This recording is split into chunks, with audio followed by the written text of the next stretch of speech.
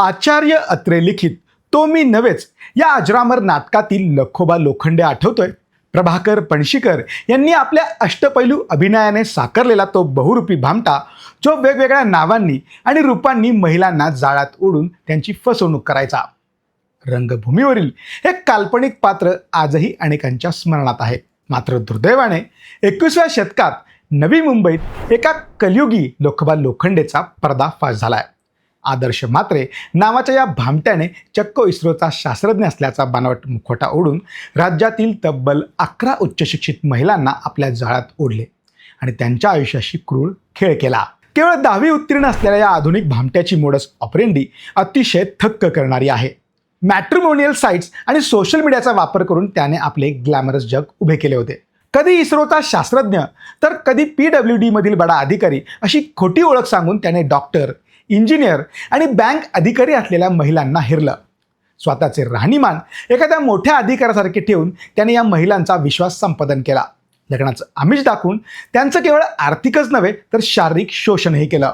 आदर्श म्हात्रेने आपल्या या काळ्या कारनाम्यांसाठी स्वप्नील वारुळे, हेमंत गायकर, नहुष म्हात्रे यासारखी तब्बल 12 खोटी नावं वापरल्याचं पोलीस तपासात निष्पन्न झालं आहे. या प्रकरणातील सर्वात धक्कादायक बाब म्हणजे या भामट्याने एका महिलेकडनं लुटलेले पैसे दुसऱ्या महिलेवर प्रभाव टाकण्यासाठी वापरले. तो या पैशांचा वापर महागड्या हॉटेलमध्ये राहणे, चैनीचं आयुष्य जगणे आणि कॅसिनोमध्ये जुगार खेळण्यासाठी करायचा. नवी मुंबई, ठाणे, मुंबई, पिंपरी चिंचवड ते थेट नागपूर आणि यवतमाळपर्यंत त्याने आपल्या फसवणुकीचे जाळे विणले होते. नाशिकच्या भोंदूबाबा अशोक खरातने ज्याप्रमाणे महिलांना लुटले, त्याच धर्तीवर या बोगस शास्त्रज्ञाने महिलांच्या भावनांशी खेळ करून लाखो रुपये उकळले आहेत.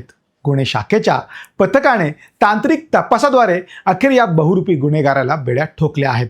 पोलीस तपासात समोर आलेली माहिती पाहता फसवणूक झालेल्या महिलांचा आकडा अजूनही वाढण्याची दाट शक्यता आहे. बदनामीच्या धास्तीने अनेक पीडित महिला तक्रार देण्यासाठी पुढे येत नसल्याचं चित्र पाहायला मिळत आहे. मात्र या प्रकरणाचे गांभीर्य लक्षात घेता अशा गुन्हेगारांना जरब बसवण्यासाठी पीडितांनी न घाबरता समोर येणं गरजेचं आहे. या लखोबा लोखंडेने केवळ आर्थिक लूट केली नसून अनेक कुटुंबांचा विश्वास आणि महिलांचा सन्मान धुळीस मिळवलाय. नवी मुंबई पोलिसांनी आता या प्रकरणाच्या मुळाशी जाऊन त्याने आणखी किती जणांना गंडा घातलाय याचा तपास सुरू केलाय. या घटनेने डिजिटल युगातील धोके पुन्हा एकदा अधोरेखित केले आहेत.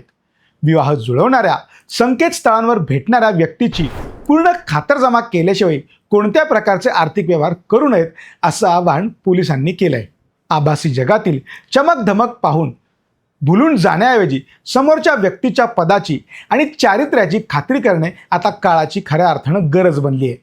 नवी मुंबईत उघडकीस आलेला हा प्रकार तुझ्या नागरिकांसाठी एक धोक्याची घंटा असून अशा भामट्यांपासून सावध राहणं हा सर्वात मोठा बचाव आहे. एकंदरीत या मुंबईतील या भामट्याच्या स्टोरीबद्दल तुम्हाला काय वाटतं आम्हाला कमेंट करून नक्की सांगा.